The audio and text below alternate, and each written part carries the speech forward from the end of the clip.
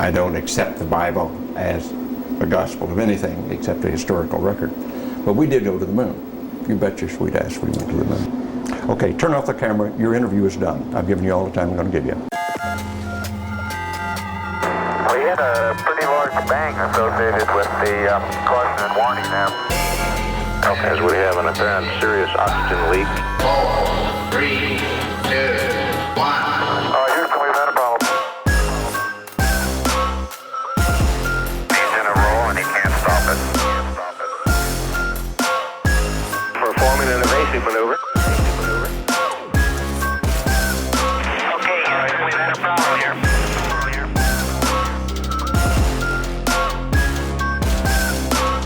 I think we need to do a little more all-weather testing. Welcome to space.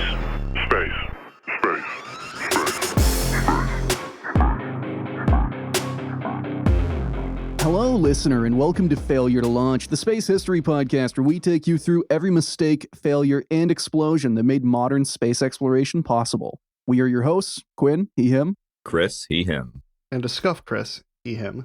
And today we're subjecting ourselves to Astronauts Gone Wild, the second of famous moon hoaxer Bart Sibrel's documentaries. So how are we all feeling? That's a question that I am legally obligated not to answer. You keep saying that. You keep saying that. I think like 2 out of the 3 last episodes I have asked. I think that it's important for me to maintain a healthy work-life balance between being a talk show host and presenting my health to the world for all to see, you know? I think what we need to do is we need to watch another just high art movie. So last time, oh yeah, we absolutely do. We're going to take a we're due. Tarkovsky break. But I do think it's, yeah, like last main episode, we talked about the kind of physiology of the archetypal podcaster, you know, like you get podcast lung. I think this is what you bring up, Chris, is a good opportunity to talk about the psyche of the archetypal podcaster and how it's important to kind of segment those personalities separately, just in order to preserve sanity. For today. Yes. We're treading tomorrow, upon barren ground where no life should grow. You're saying all these things, and I'm literally just watching the Audacity ticker tick up time, and I'm watching when the little red progression arrow like lines up perfectly with a time mark. So you're talking to me about preserving my sanity or something, and I'm like sitting here watching the metronome effectively ticking by. The tinnitus, as this movie played, you just heard the tinnitus noise. Well, yes, that is all the time anyway. But yeah, there were definitely times where I'm like, oh God, how far are we in this movie? And I'm like, oh, we're only 15 minutes in? Great.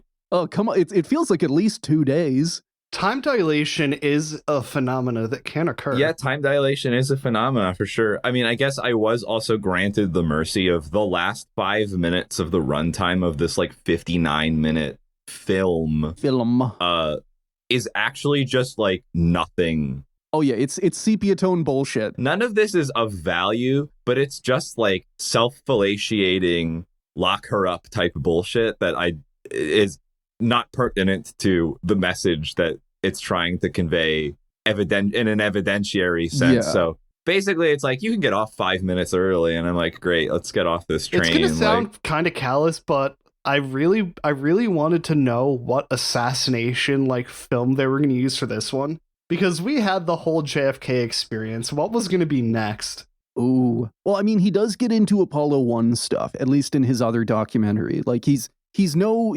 stranger to... No, I mean like the full unedited footage that you weren't expecting. Oh, the fucking Sibrel film with the one frame that everyone doesn't want to show. Yeah, just JFK becoming multiple pieces. So for context, listeners, we attempted to record this episode a few weeks ago while I was on a work trip, but the hotel Wi-Fi made that untenable.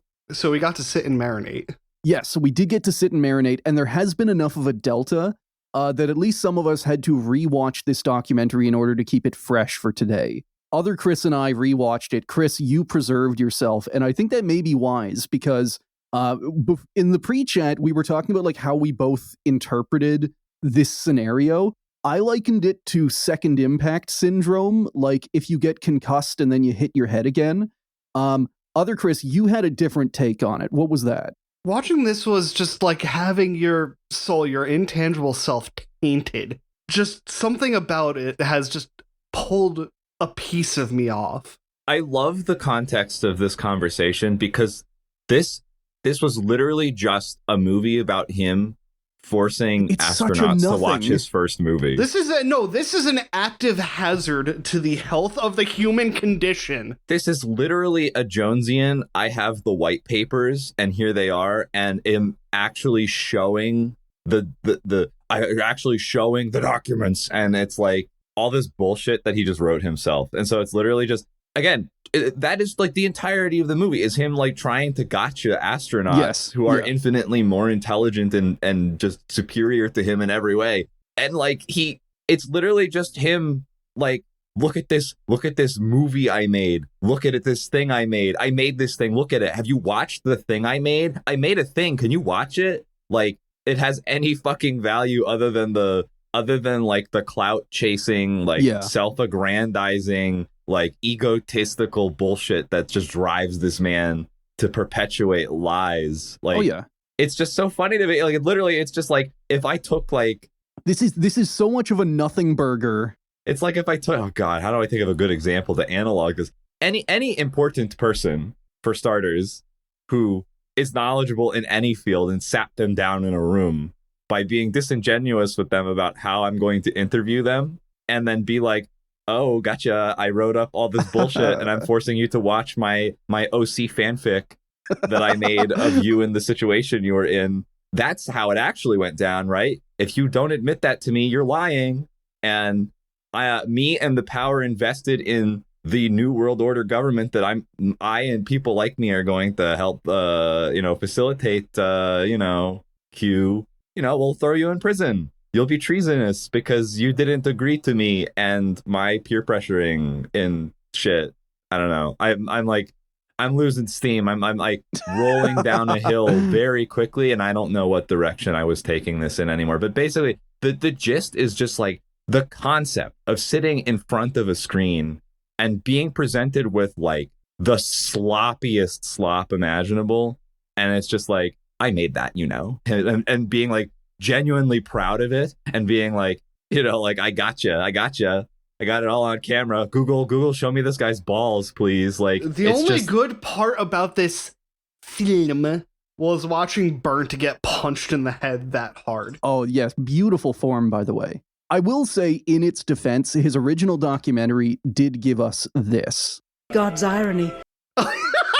That's right. Yes. I hate the tone. It's so good. I love the that film goes between like godly choir music and conspiratorial chords, and that is the only two tracks that he got.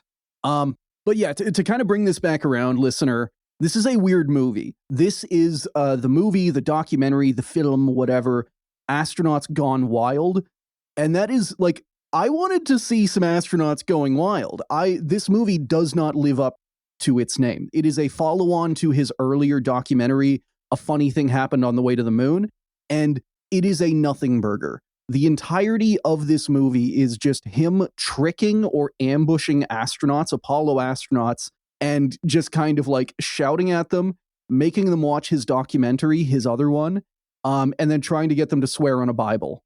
And that's kind of it. Knowing you, it's probably a fake Bible. Best God. Best quote from that. What? Yeah, we'll get to that, but why the fuck would he put that? Like, another thing I want to make clear, listener, is that this is not a good movie. This is like, I could do propaganda better than this. It's like self-fellatiating home movies. Like, it's just so egregiously like it's not foundational well shot. in any sort of like documentarian sense or evidentiary sense. Like, it's just sucking his own cock on TV. Like, it sucks, and nobody should experience this. Nobody should subject themselves willingly to this. I did actually have that point in my script of, are you saying that Bart Sibrel did this on live TV?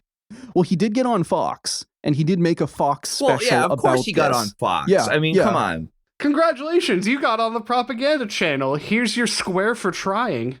I don't get holding mindless or not like I don't get holding rabid patriotism in your head while also believing that one of like the biggest achievements of your nation did not happen. I don't get it. And yeah, to kind of follow up on what you said there, Chris, unlike A Funny Thing Happened on the Way to the Moon, which I do recommend people watch because it is at least amusing. Don't watch this one. This one is nothing. It is empty calories. It is not shot well. It's not even good propaganda. This is the equivalent of negative calories. This is actively taking from you. You've wasted an hour of your life on this. Quinn, the way that you put that makes me think of, like, I guess maybe the point I was trying to make was, like, imagine for a second Tarkovsky made Stalker and then made Stalker 2, and all Stalker 2 was, this is how I made Stalker. It's just him, like, interviewing various people. And it was just him, like, nefariously, like, you know, just, like, downplaying everyone else's achievement in making the film and self-aggrandizing himself. But there is no caloric substance. This is how the zone happened. Tarkovsky would do that. Which, again, I guess this probably isn't a fair analogy because Stalker is peak and A Funny Thing Happened on the Way to the Moon isn't really anything. It's not anything to brag about. Also, Tarkovsky would have done a conspiracy theory movie much better.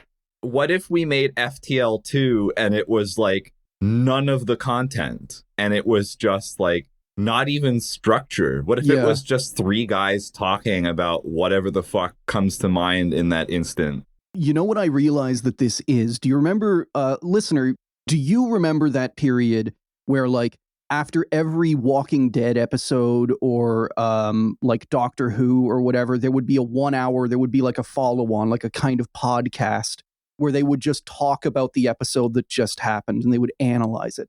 That's basically what this is. This is a follow-up to the earlier documentary that basically just tries to say, wasn't I correct for making this? And because of that there is another thing that this movie does very poorly that I cannot stress enough. This is bad even as moon hoax propaganda. I could do a better job of this, of manipulating and convincing people. Because one of the things that this does poorly is it does not even lay out the arguments that Bart made in his earlier film. This assumes that everybody watching it is already a Bart Sibrel fan and already knows all of his little bullshit arguments. That they're in on the lore. They're Sibrel heads. Exactly, yeah. Pitch numbers because my numbers are probably wrong. Like, how do I make a fun? I'm extrapolating again. I could make a funny little anecdote about this. TLDR, I learned that there are a lot more hair follicles on your body than it may actually seem. That's only important because I was going to say that Burnt Sibrel 1 was like intended for perhaps millions of people, and Burnt Sibrel 2 is probably like 8,000. Yeah, it's the remainder. 8,000 people is probably underselling how many people like genuinely consume his slop, but like it's aimed at the amount of people that actually got captured. Yeah. Maybe I'm just being hopeful, but perhaps there are many, many more that I don't see that will sprout out of the skin of the earth after they are lasered off. I mean, he's had Rogan on, or Rogan has had him on and has like fully bought into his shit enough times that I do think he's gotten... that is the price of enlightened centrism. Of course, yeah.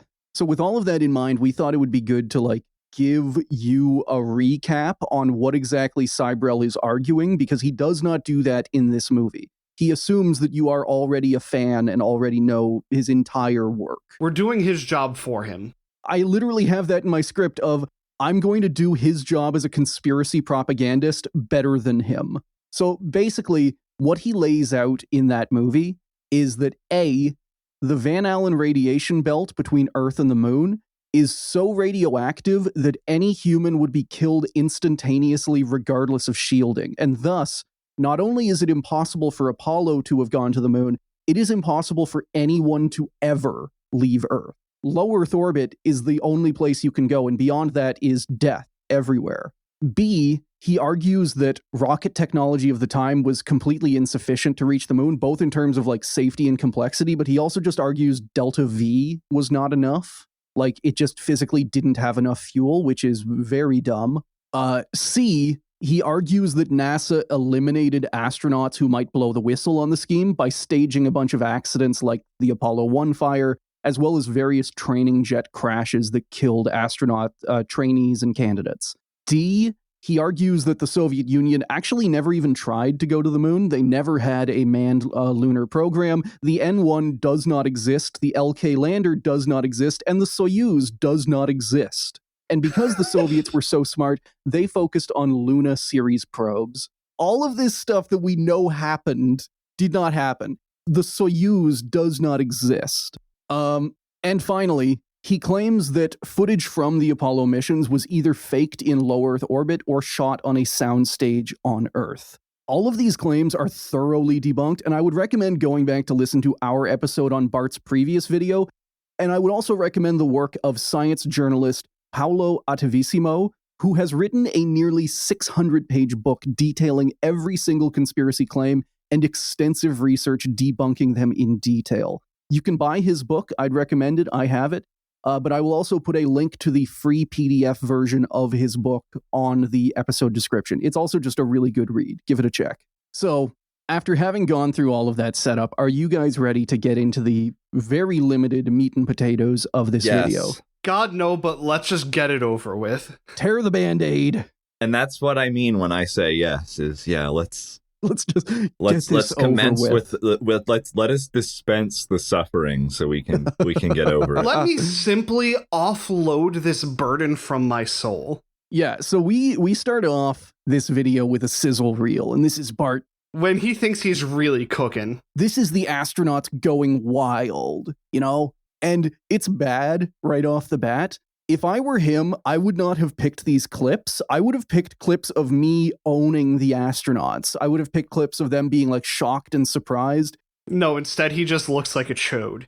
This entire sizzle reel is astronauts yelling at him, Buzz Aldrin punching him in the face, and for some god unknown reason, he decided to keep literally the best insult and put it right up front as part of the sizzle reel. Like, also, like, adjacent to him getting decked in the face. Yeah, like, it... And him, and more importantly, not him just getting decked in the face, him giving us a slow-mo replay of him getting decked in the face over and over and over again. Hey, guys, you want to watch me get fucking cooked? You want to watch me get cooked by a guy that's, like, old enough to be my dad? Yes? Is that what he's missing in his life? Put it in, like, 3 times. Yeah, so both of the first 2 people to walk on the moon annihilate Bart in this sizzle reel. Buzz Aldrin delivers an incredible punch right into his face, and then Neil Armstrong follows it up with this. And put your hand on the Bible. Swear to God you walked on the moon. Mr. Sibrel, knowing you, that's probably a fake Bible. Hell yeah! Why would you keep yippies that? were had all around. A re-entry heat level burn. And you decided to put this up front? What the fuck is wrong with you? So with the sizzle reel done, we get to our first interview. And this is Buzz Aldrin of Apollo 11 fame, second person to walk on the moon. And like, as we go through this, we'll give the setups for like how all of these interviews are presented. Sometimes Bart has managed to lie his way in and kind of like pretend to be part of a reputable organization. And other times he just ambushes people in the street. The setup for this one is kind of weird because Buzz knows who Bart is, but Bart was able to get an interview slot with him through Buzz's book agent, who does not know who Bart Sibrel is. So basically, like, they have set up this interview, and as soon as they sit down, Buzz Aldrin is like immediately hostile. He's just like, yeah, I know who you are. I'm gonna finish this time slot, but you know, I hate you. I am obligated to finish this time slot, and if anything, I fulfill my obligations. I made an agreement. I'm a man of honor, unlike you. Bart also brings up the like, oh, you talk to me, but Neil Armstrong doesn't want to. I will remind people that one of the big things in Bart's 2003 documentary, A Funny Thing Happened on the Way to the Moon, is that he plays an extended clip of Neil Armstrong talking at like a symposium in which he gets kind of like emotional about inspiring the next generation of scientists and engineers and astronauts. And Bart interprets this as like he's feeling guilt for all the lying he's done. Meanwhile, in this movie, 1 year later, Neil is back to being a permanent villain, worthy of the death penalty. But yeah, anyway, Bart says that like, oh, Neil doesn't even want to talk to me. And Buzz Aldrin kind of responds like, yeah, he doesn't want to talk to anyone. He's like incredibly shy. That's just how he is. And then he points out that Buzz's personality is, I'm willingly sitting down with a conspiracy theorist, and that's my personality. And I do want to say, yeah, like that is true. Neil Armstrong famously kind of disappeared from the public eye after he retired from NASA. He was not a good public speaker. He did not like doing a lot of public engagements or giving interviews. He was good on the mission, but yeah, and I can't really speak to whether he like wasn't able to deal with that level of fame. He did still do a lot. He helped out with charities, he helped out with educational outreach. He just wasn't out in the public's face all that much, which is entirely fair. And entirely relatable. Yes. Neil going nonverbal on the descent to the moon. Yeah, that's what I'd do. Yeah. And as this interview goes on, Buzz is like pretty on top of it. He's pretty smart about it. If I were him, I would just not do the interview because like nothing can come from owning Bart in this especially when the scenario. person that is coming to ambush you has had ample prep and you are just sitting there going, yeah, oh, and you are an old angry dude. No, but that's the thing. I'm pretty sure at that point he could channel that spite, that anger. And he does, but I think it winds up hurting him in this chat because Buzz can, as the gotchas come up, he's able to identify them and he's able to lay them out. He like looks into camera and says like, all right, here's what Bart is trying to get me to do. He wants me to watch the video and I'm going to have my live reaction so that he can get some gotchas in at me. But at the same time, multiple times in this interview, Buzz gets pissed off and stands up to leave. He like turns off his microphone. He's about to go for the door. And then Bart is able to argue with him and he argues back and he sits down. Like Bart is effectively able to kind of juggle Buzz Aldrin in this chat and keep him pissed off enough that he's successfully rage baiting him. Yeah. He keeps Buzz angry enough to engage, but not angry enough to leave. And then works. When I hear this line of thought and like the points that he's trying to make, it's like well, why are they all acting like this? I'm just asking questions, you know. It's just like no, you are clearly trying to piss them off. And as for how the actual interview proceeds, basically Bart is laying out his documentary, and he claims that he also has some secret, never before seen footage from the Apollo white mission. papers. Never mind the fact that Buzz was apparently the one behind the camera. And when Buzz asks him, like, all right, well, how the fuck did you get never before seen, CIA video? Bart just responds with this. Well, if it is, why do you have access to something that no one else has seen before? Serendipity, I guess. Wonderful. Yeah, I forgot about that. Yeah. Fucked if I know. I love this. I love this because this is one of those things. God's irony like, that I have. Yeah, it's God's irony. It's this. Quinn, I'm like trying to bullshit my own. I'm trying to bullshit together my own like logical fallacy, and like this is just like appeal to divinity. Yeah. God's irony. God's irony is when anti-serendipity happens to me and I can't explain why it happens. It is God's irony that every poo-poo is a pee-pee, but not every pee-pee is a poo-poo. Gotcha.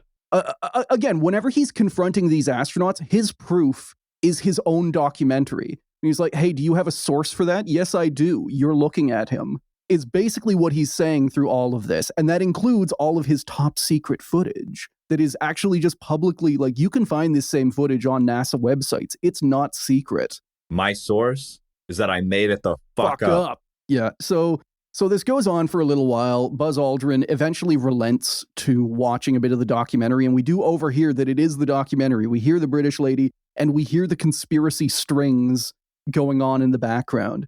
And then Buzz refuses to swear on the Bible. That's kind of Bart's whole thing. At the end of every one of these chats with the astronauts, he like produces a Bible and he's like, you need to swear on this. You need to swear on this that you went to the moon. And this is going to be legally actionable in court. Also, he spends the entire time like kind of trying to goad astronauts into suing him because it'll be like good PR for him. And Buzz, I think he does a good job with this, but he is also a very angry old man. And he gives Bart the publicity he wants. He's like, get out of my office. And if you publish any of this, I'm going to sue you. So yeah, definitely like I know we always talk about the right stuff, but it is interesting that even in the right stuff period, there was like this huge gulf between Buzz Aldrin and very shy, very friendly man, Neil Armstrong. But yeah, so next interview is Alan Bean of Apollo 12. This is also an interview that Bart has lied his way into. I don't know if it's like a home or like a studio interview or something, but it's being presented as like a science documentary. And what sucks is that Alan Bean is actually giving really cool, really informative answers to actual science questions. It's just that every one of those questions is the slow roll lead up to Bart Sibrel trying to gotcha him. That was my favorite segment of this whole thing, was getting to listen to Bean. And Bart lets him go for a while. It's like a 10-minute segment. Yeah, like, I don't know, I really like him. And, he seems really passionate about his career and the stuff that he knows. And I hella respect that.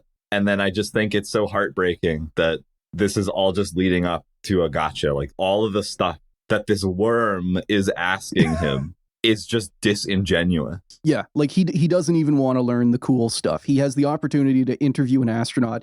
I don't want to say in fairness, but I do think that Bart Sibrel is a true believer, so he doesn't think that what Alan Bean is telling him is true either way. The going to the moon stuff, but also just the being in space stuff. I'm sure to Bart Sibrel, all of it is lies. All of it is worthless. So I can understand someone in that position being disingenuous. I still fucking hate him though. So basically, yeah, like they work through a bunch of questions. Bean gives several very good answers. Like he's talking about how spacesuits work, and he's talking about like the heat regulation systems. He's talking about the battery power versus the fuel cell. Yeah, and like he's doing it clearly as a dude who has like, he's an Apollo astronaut. He has like 20 high schools named after him. He goes out constantly to like Boy Scout meetings and whatnot. He is a good public speaker. He's kind of like the archetypal kindly astronaut who comes out to teach you about science at a science museum. Like, he saw the Earth, saw its magnificence, and now we have this idiot talking to him. That's what I'm saying, dude. We have like, look, I'm just saying, like, you have this good and wholesome, sweet and tender soul. Yes. And then you have like this greasy, slimy, grima worm tongue freak that's just sitting there like, yeah, it's getting into the interpersonal attacks, whatever, we don't care. And like you can see in the video that as Bart gets closer to his gotcha, you can see the wheels turning and his smug little grin whenever he thinks he's got an astronaut in a gotcha moment. And he's just like, oh, I'm going to deploy my gotcha. And in this case, it's him basically doing the radiation thing. He's saying, he brings up two pieces of quote unquote evidence. The first of which is that the Van Allen radiation belt will instantly cook you like a hot dog. And his second is that he found a CNN report on a fake shuttle report that had astronauts seeing like the movie radiation film grain effect whenever they close their eyes because of space radiation. Now, this is also very false. Yeah, it would be, what, Trenkov, if anything else? Yeah, and he basically uses this to say, like, every shuttle astronaut is now dead of turbo cancer. How could you have possibly survived? Because you're simply lying, sir. We all saw the tumor-ridden monster that Chris Hadfield became. How could you have possibly not had that happen? And the funniest part for me is that there does come a moment where Bean realizes that Bart Sibrel is a huckster and that he's trying to do this. He's trying to like accuse him, but he keeps going. We should have prefaced this too, is the fact that this interview is occurring in Bean's house. Yes. He invited this man into his home. And there are a bunch of home interviews where Bart has lied his way in. He says he's part of like a news crew and that he wants to do a science documentary. No, and then also too is that like Gene Cernans is in his house. Like Bean gets sent like stuff from people like Sibrel. Like he gets sent like, can you explain this my hoax theory stuff? And he like holds on to this stuff because like he gets sent it a lot and it's like, archival and like he's debunked this stuff, and it's just like he holds on to it. And then Sibrel is like, well, if it's garbage, dude, why do you still have it? Like, it's like, I like to see my haters become my waiters. Sibrel was inside of Bean's house, right? Yeah. How far away were we from having, a theoretical castle doctrine scenario? Oh God. Like if Back me into a corner in my Bill own Mitchell house. also gets a home interview that he's tricked into. Yeah, if someone was just like, he was coming right at me. He was coming at me with a Bible. He had a Bible and a microphone. I had the right to defend myself. Bill Mitchell was the one later on, they were outside, right? That was Gene Cernan. Bill Mitchell was the one where they were also inside, but they had like a shouting match. Okay, so I was immediately thinking about Gene, because I love that one so much, because Brett, in like no uncertain term, like pans the camera like not in a not obvious fashion, and like zooms in on Gene's sweaty His pit armpits. stains, yes, as a sign of guilt. like we're not sitting like outside in what I'm assuming is Florida. Sitting outside in like a Florida spring or summer with a fully grown man, like, who are, creatures who are known to sweat a lot, especially in an environment conducive to poor heat dissipation.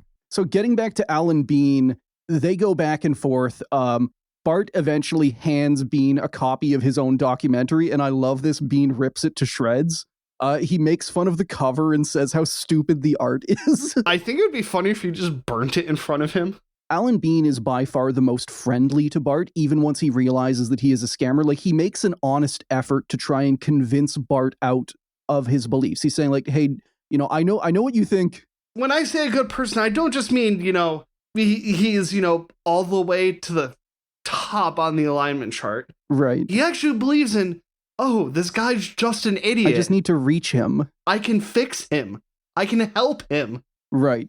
Instead of realizing, no, he's a lost cause. Do not spend on him. Eventually, though, that does crack. So Bean eventually decides, like, he's tired of this. He said, like, all right, fine. Like, whatever you're building towards, let's just get this over with. And he agrees to do the Bible. He agrees to swear on the Bible, which is where we get this. Raise your right hand. Okay. And you realize this can be used as a video deposition in the future. And if you lie, you'll be guilty of perjury. I understand that. Okay? So that is the other. This is how Bart wins both ways. If an astronaut does not want to swear on the Bible, then they're hiding something. They're And if they do, they're lying. That's what he's building up to. You're going to face a firing squad for treason. No, I love that. I love it because he starts with perjury, and then when he realizes that they can man up against that, then he's like, I got to take it a step farther so that it puts the fear of God into them. And it's like, you could be treasonous. Like, you'll be executed for this. Like, you and what government, buddy? Yeah. Like, and when they ask him, like, why would that be treason? Like, I understand the legal stuff, but why treason? Bart's kind of blubbers. Well, you wasted money.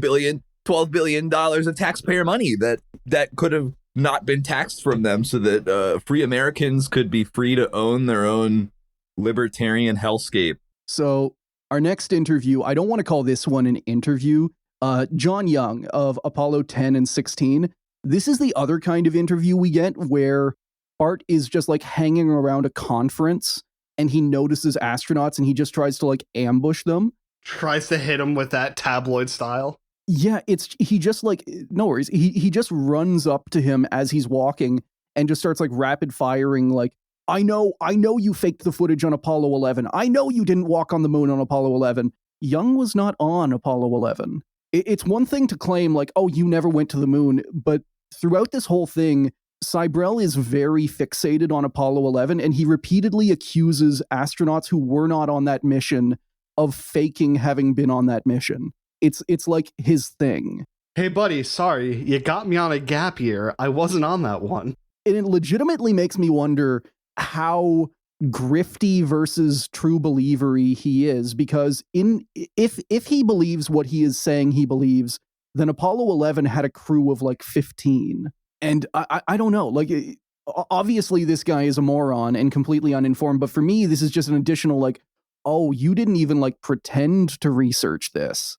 I'm sorry, I gotta interrupt, but I like to think that if nowadays there would just be the astronaut group chat of, hey, yo, if this dipshit asks you to swear on a Bible. And then, like a month later, someone's just like, Buzz, what did you do? And he just responds with a fist emoji, American flag emoji, fire emoji. Amazing. Fantastical and topical callback. Yes. Moon emoji, fist emoji, punching emoji, yeah.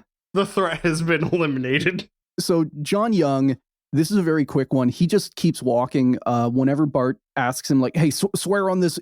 He starts off by accusing him of treason and accusing him of being a huge liar. And then he switches to, do you want to swear on this Bible to tell me that's not true? Which John Young just keeps walking. He says, I don't do that kind of thing. So yeah, that doesn't work.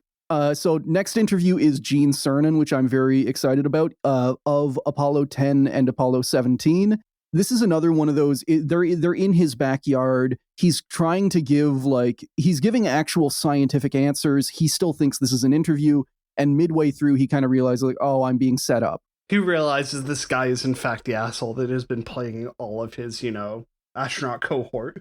For this one, where Alan Bean was talking about, like the scientific side of the lunar lander and like how heat was managed in the spacesuits, Gene Cernan gets a lot more into the philosophical side. And this is really neat because these are like legitimately good interviews until Bart reveals who he actually is, like what his soul is. Like this could have actually been, a very good interview. Yes. You got access to so many Apollo astronauts. Pretend Bart is much cooler than real Bart.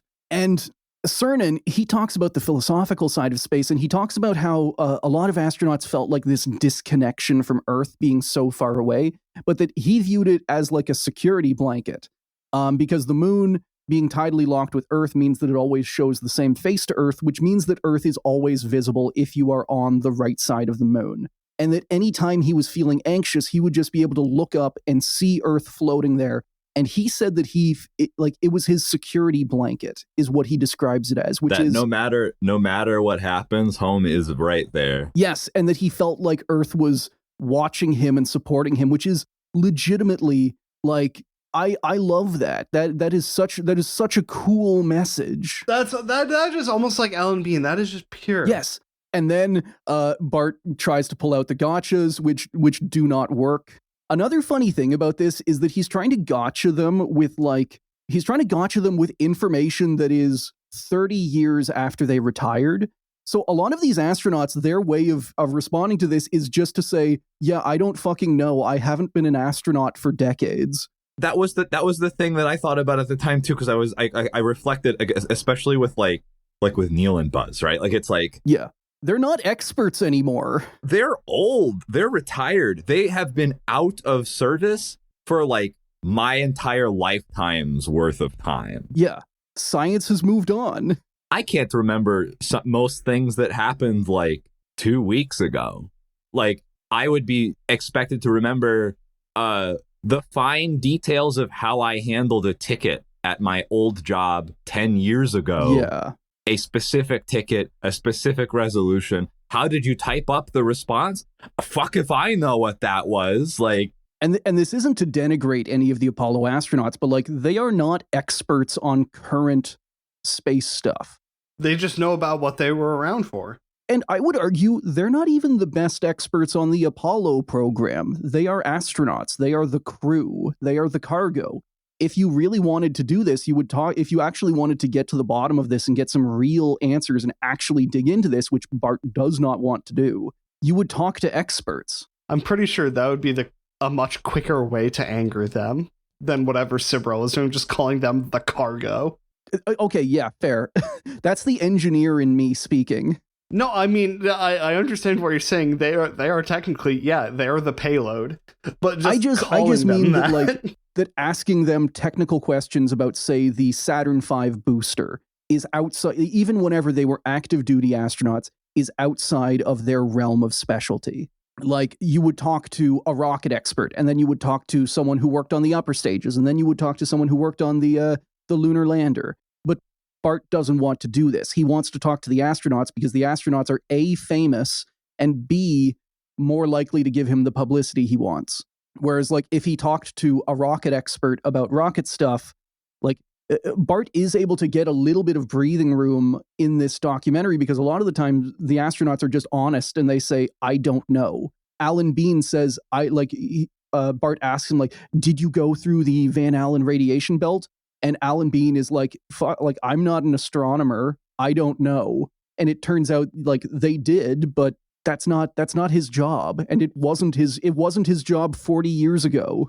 And like that's the other thing that I think about too. Again, is pointing out the fact that like I was thinking about this at the time, like especially when that question was asked, was that like it's prefaced in such a way that it's common knowledge that the Van Allen radiation belts are at XY distance, but it's like not at the time they weren't. No. And more importantly, if they were known that well at the time, like it wasn't the astronauts' job to know about it. It was the engineers who were designing the craft to be safe for human occupation. Yeah.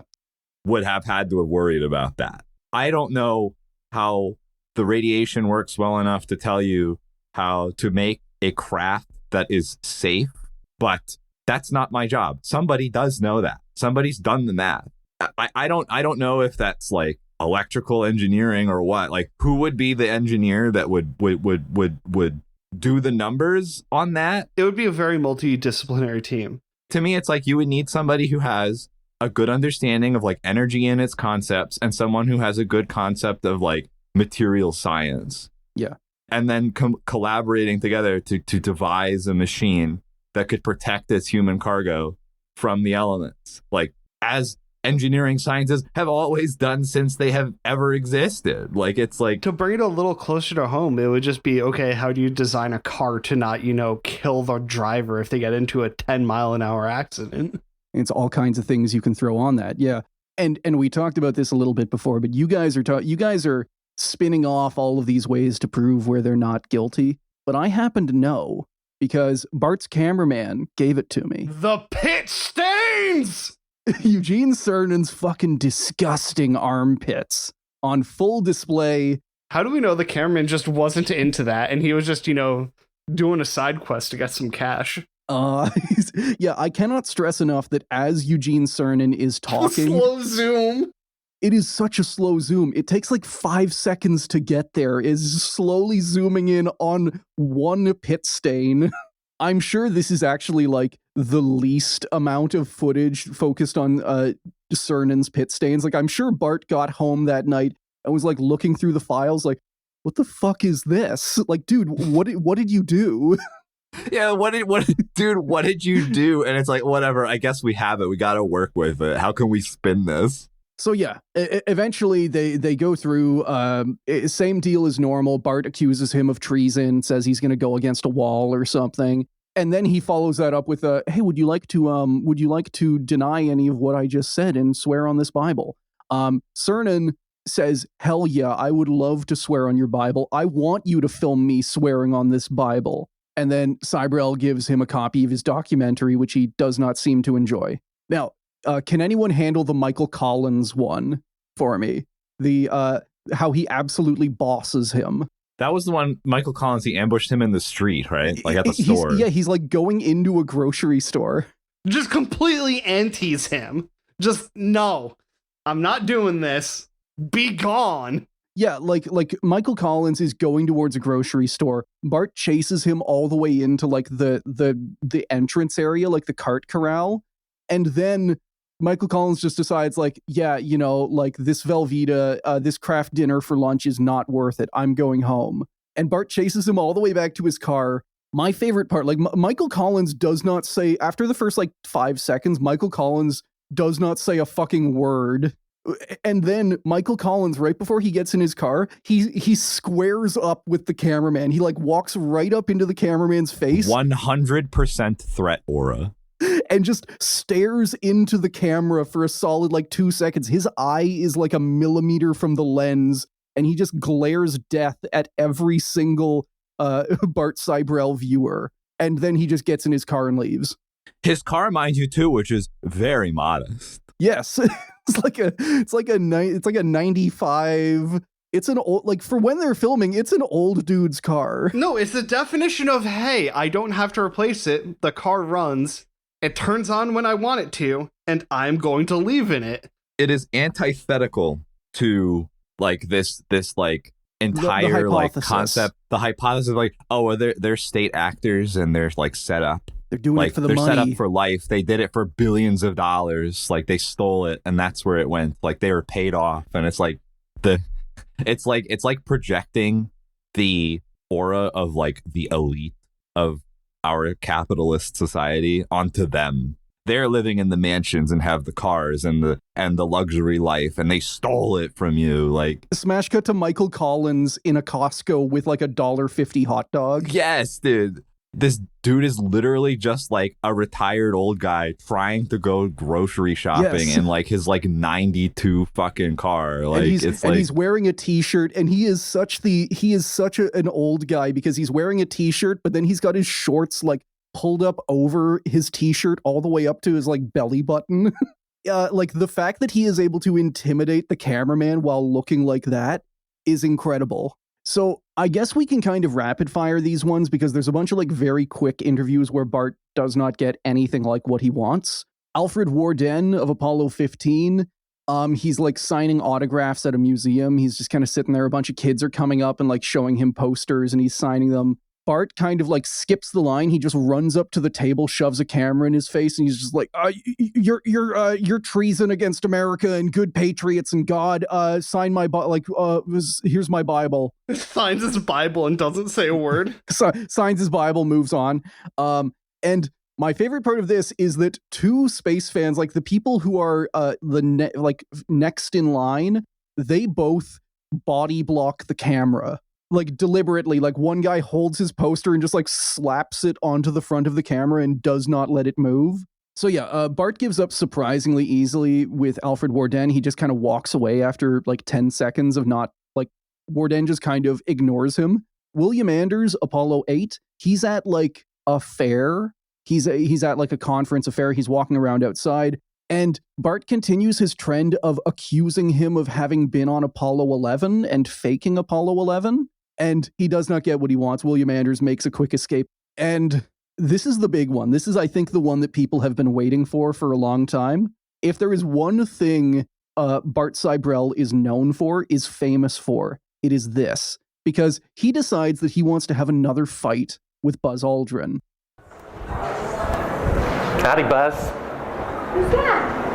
And what you're hearing there, the who's that, that's either, I'm forgetting it in the moment, but that's either Aldrin's daughter or granddaughter, because Bart has decided to do this like really weird, I'm gonna fucking like accuse you of treason thing in front of Buzz's family, and is like accusing his family of being part of this conspiracy, which is a large part of why Buzz fucking decks him.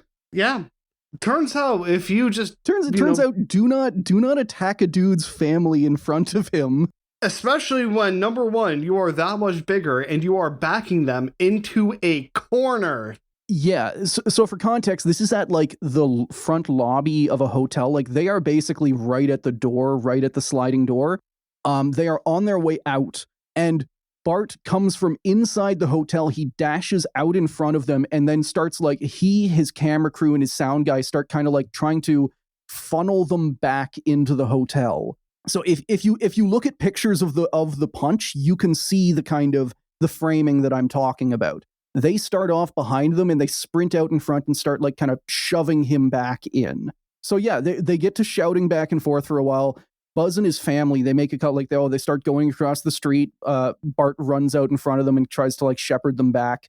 And this goes back and forth for a while before the punch. Notably, and we talked about this in the last episode of like how religious is Bart Sibrel really? Is he just doing it to get like the evangelicals on side? Oh, guaranteed it's just the evangelicals. But at the same time, throughout this one, he gives a lot more. Like he straight up tells Buzz Aldrin, the only man to ever do Catholic Mass on the moon. Do you think you can get to heaven without repenting?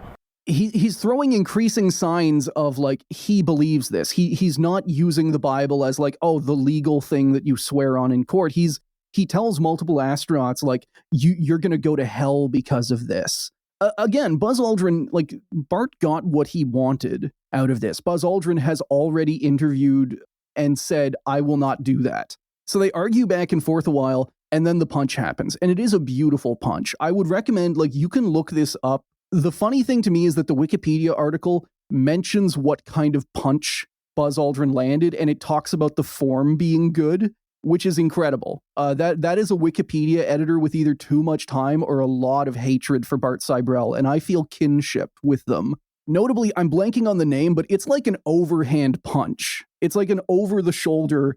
If you watch the video, Buzz does not just punch, he doesn't punch from under, he kind of like swings his arm up, his right arm up over his shoulder, and then it plunges down directly into Sibrel's nose.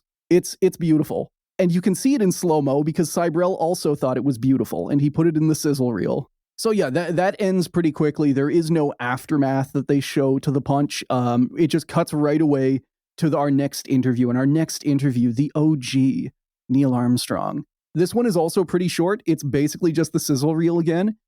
Neil is at a conference. He's like just given a speech. You actually see him standing right next to a podium. And this is admittedly the kind of conference where it's like a hotel conference room kind of thing. It's not some huge affair. And whenever Bart comes up to him, Neil knows who he is. He is well aware of Bart Sibrel. He knows his reputation. He knows his tricks and whatnot.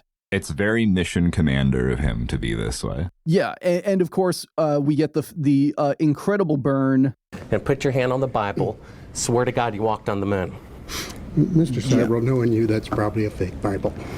And then when that doesn't work, Bart tries to bribe him with $5,000. He's like, I've got $5,000 right here, and you can give it to charity, or we can give it to moon hoax charities for all the people harmed by the moon hoax. I love that it's basically like I can only equate this to like, this is the entire sum of my net worth, and I will give it to you. I will give it to you right now. I will give it to you if you go along with what I want. I love how this is, there's so many angles to this. It's just like, I can no longer make my point, and I'm so desperate for validation from my audience. Can you offer me a service if I pay you $5,000? But I also love it because it's like, it's sort of a Peasley sum to offer someone, an astronaut, the first man to walk on the moon. Like, yeah, like somebody who's like famous. It's like somebody who, I will give you $17 whole. You know, someone who is also like retired and like, you know, well enough off that like they probably don't need that. Yeah. Like it's just sort of a laughable sum given the circumstances, and like it's definitely not like it's definitely a self-own, I think. Yeah, like go 50,000. Like, and again, because like there's realistically there's no price that could be given, right? But it's like the fact that it's like just such a low amount for the circumstance. How seriously do you take your own thing if that's all you're willing to do? Like, for me, it's two things of like, first off, your whole thing is that you are accusing the Apollo astronauts of being actors, and now you are trying to bribe one of them into being literally an actor, like to fake swearing on the Bible. And the second thing is, if Bart, like you mentioned it being a kind of piddly amount of money, which it is for an Air Force astronaut who, you know, first man on the moon, who gets to do like speaking engagements and also has a pretty good pension.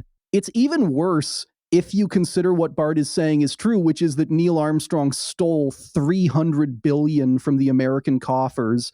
You can't bribe the world's richest man with $5,000. And my absolute favorite part, I don't have a drop of this, but Neil shuts him down and just says, Mr. Sibrel, you do not deserve answers. I don't know why I gave him an accent. That's not his accent. I love how succinct that point That is honestly chef's kiss. And Bart plays this as like, oh my God, they're trying to lock this away. But like from Neil's point of view, yeah, like anything you tell Bart Sibrel doesn't matter. It doesn't matter. If you say word, the only way you can prevent him, you will never get through to these people, ever. And they don't want to be gotten through to. The only reason Bart Sibrel is doing this is for publicity. He does not want actual answers. He doesn't want to be convinced. He wants to make money. So we get to our final interview. This is Bill Mitchell of Apollo 14 fame. This is another home interview that Bart has tricked his way into. Although, unlike Gene Cernan and Alan Bean, we don't actually get to see any of the interview beforehand because Bart just cuts past it. He's getting angry. Yeah, we are led to believe that there has been an interview that Bill Mitchell has kind of been slow-rolled the way Bart likes to do before they can get to the gotcha. But then Bart just cuts right past that. So we see the tail end of the interview immediately as Bart just like flies right into like, I'm gonna gotcha. And in this case, his gotcha is a new one he has not used yet. It is the classic lunar shadow conspiracy, which is the idea that if you look at pictures of the moon landing, sometimes the shadows like do not seem to all be perfectly parallel, which is fine. That's how shadows work. I kind of like this because to me, I may be reading into this, but that's just because there's so little actual meat on the bones of this movie. To me, it seems like there's some dissension within the ranks of the Bart Sibrel Film Company, because whenever Bill Mitchell like just doesn't really respond, he doesn't argue, he doesn't get angry at the like, oh, you faked this, you're a treasoner. Bart's assistant, who appears to be about like, I don't know, 19, not exaggerating there. That's not like a knock or trying to do an ad hominem. This is just a child who is there, like a kid. Yeah, I don't know how many 19-year-old listeners we have. I just if mean you exist, this guy. If you exist, this isn't a dig at you. No, at all. We respect you, and you should continue listening to our podcast. Yes, and this guy, this is his big moment. This is like, forget Bart. This guy is going to own the astronaut, and he starts fucking screaming about how like unethical Bill Mitchell is. We also see him before this, as they are trying to like, all right, well, we're going to show you this documentary and it's going to blow this whole case wide open. Jimmy, why don't you get this in the VCR for me? And Bart's assistant, I swear, and this is all filmed, spends 30 seconds trying to figure out how a VCR works, as Bill Mitchell kind of like repeatedly tries to go over and help him. He's like, no, sorry, you like, this is after he's been accused of treason, and Bill Mitchell is like trying to like, no, you have to hit that button. No, now you're rewinding it. No, just stop. I'm realizing that I may have made a mistake earlier. It wasn't Alan Bean that had the film collection of the stuff people sent him. It was Mitchell. Oh, okay. Because the VCR is the important piece here. Gotcha. Yeah, and both of those, easy to get mixed up. Both of those were home interviews that Bart like tricked his way. The point being is that like, oh, you know, why, if you've got all this stuff, then, you know, if it's fake, why don't you just get rid of it? I like to feel them be weak before me.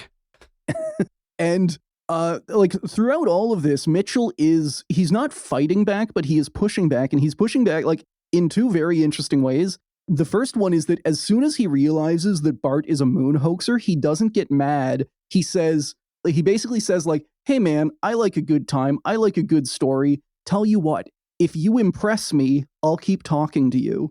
Oh, that's he basically just like not only do I think you're wrong, I think you're bland. He actually tries to get him with the impress me. Yes, he does flat out just say like, you know, hey man, if you have a cool moon story, I'll talk to you. Hit me with it. I've got a very good one. Can yours be Bart better? does not have a cool moon story. Bart has a very dumb moon story. They go back and forth a while. One thing that Mitchell does bring up is that, you know, all of the film footage and whatnot, he brings up something that Bart has been desperately trying to avoid talking about, which is that every single mission had a Hasselblad camera. It is an additional source of footage that the moon hoaxers try not to talk about. And all of this stuff came back, and it shows radiation damage from having been in space. So yeah, Mitchell, he eventually agrees to swear on the Bible. As far as the long interviews, we have now seen more people swear on the Bible than not. I'll say of the people who have actually sat down to talk to Bart, because I think it's reasonable if you get ambushed in the grocery store parking lot to not swear on a Bible. And I don't think I'm reading into this, but Bart is not getting the aggression that he wants out of Mitchell. So whenever they go to do the swear on the Bible thing, Bart tries to do the Turkish ice cream trick, where he like waves it around his hand to try and rile Mitchell up. He's like, oh, the Bible's over here. Oh, it's over here. And it doesn't work. Mitchell just grabs it and swears on it, and that's kind of that. I have this just marked as like based. Whenever he swears on the Bible, Mitchell is very clear, like, hey, I'm an atheist. I don't believe in any of this. I don't think this book is particularly, like, I don't think it's important spiritually or legally, but if this will make you leave my house, I'll do it. I don't accept the Bible as a gospel of anything except a historical record. But we did go to the moon. You bet your sweet ass we went to the moon. Okay, turn off the camera. Your interview is done. I've given you all the time I'm going to give you. So yeah, I realize now I jumped the gun when talking about Bart's understudy. This is the point in the meeting where, like, his assistant just goes nuts and starts screaming that Mitchell is, like, unethical and how they're all going to hang for this. And then Bart, because he cannot allow this show to be it's his show. He cannot allow this fucking teenager to take over. He decides to one-up it with this. Lying about going to the moon is a satanic lie. Hey. I completely forgot about that. I do appreciate that Mitchell's response to being called a fucking Satanist is just, hey, don't knock that off you. I definitely love, again, Quinn, it's more fallacy. It's more appeal to divinity. Like we are just in like Salem right now, you know. It is like 400 billion years ago or whenever the hell it was.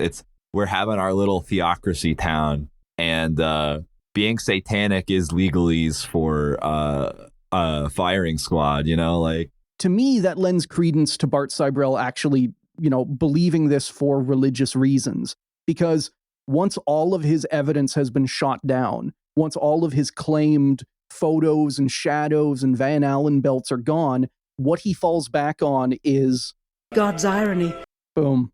I'm going to get so much use out of this thing. I want to like pile drive God's irony into the ground. I'm sure we can find that voice actor and get her to do lines for us too. We can get so many God's irony. Like, just hit her with a, hey, we hate this guy. You want to make fun of him? Do you know how fucking insane it would be if we did actually, and it was like she was like it was a job. I was getting paid. Like, yeah. That was the extent of my involvement. Like, I really needed the money. I am not a Sibrel fan. And in a weird turn of events, the thing that this ends with is Bart deliberately leaves the microphone planted on Mitchell. And then as they are leaving, he hears Bill Mitchell's son say, like, oh man, I sure would love to send the feds after that guy, you know, because we're like, he basically makes a joke of, well, what if this guy's on to the huge $1 trillion conspiracy that we have? And Bart, being an idiot, thinks that this is true. He treats this as literal fact and believes that he has survived a hit squad. And then, you mentioned this near the start, Chris, the movie ends with 4 minutes of sepia-tone slow-mo montage of Bart Sibrel running through a train yard, being followed by 3 people dressed as CIA agents. You think they wouldn't have just shot him at that point? Well, no, he has to dramatize what happened, you know? It gets downplayed to like, I'm going to get thrown into a van, an unmarked van by 3 guys. And it's not like, he's not aiming big. He's not playing as important as he actually is. Like, he would get like the ice bullet, you know, like he would get like the, you know, the cyanide injection shot, you know, like he's important, you know, like he would have the JFK experience. Like, don't you know, like he's not aiming very big with his ideals here. Like, yeah. And not sending the fucking B team of the CIA to chase you around a train yard. Yeah. So apparently your message wasn't important enough that they didn't give you like the good assassination that can't be traced back. I wonder what kind of cover up you have to blow wide open to be worthy of being eliminated, but not to get a good assassin. Assassinating my political opponent who blew my story wide open by sacrificing him in a satanic ritual where I launch him into space in a rocket and suffocate him in a vacuum. So that is the end of the movie. That is the end of Astronauts Gone Wild, in which we see precisely one astronaut go wild, and it fucking rules. How do we all feel? I'm relieved. We're finally done.